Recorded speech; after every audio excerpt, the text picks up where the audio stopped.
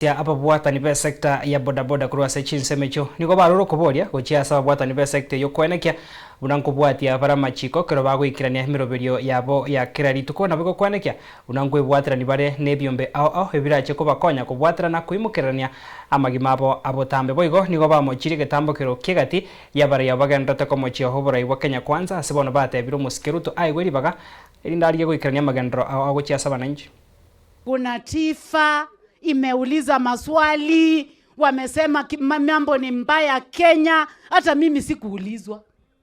Mbona mimi sikuulizwa?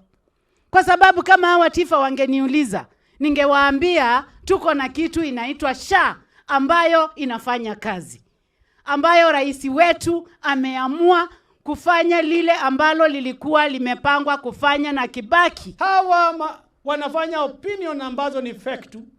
These opinion polls, some of them are clearly meant to drive a certain narrative. Na mimi niwaulize, opinion zote ziwahi fanywa Kenya zilikuwa zinaonyeshanga Tinga ndio ameongoza na hakuna mmoja ashaiongoza. President William Ruto ni mtu ya mashinani. The people who are most affected ni watu ambao ni watu wa chini zaidi. The rural setting. Watu ambao mko Nairobi mnafanya vitu zenu pale Nairobi. When will you come huku chini kwa ground? Mahali mambo ni different.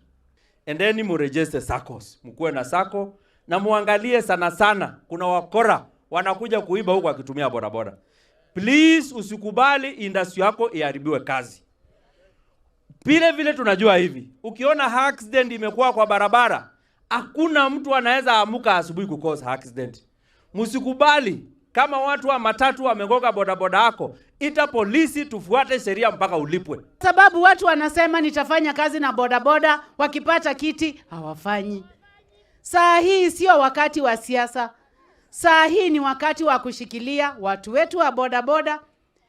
Rais anajua mumechukuliwa na kampuni tofauti. Unalipa kila siku na uwezi maliza. Wengine hata nasikia wanakuja wanaiba hiyo bodaboda. Saa ile uko karibu kumaliza.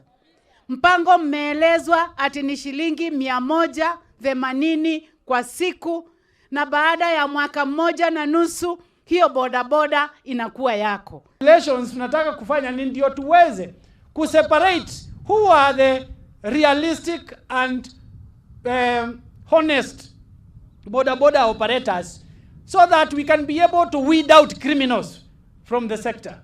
It is not a punishment.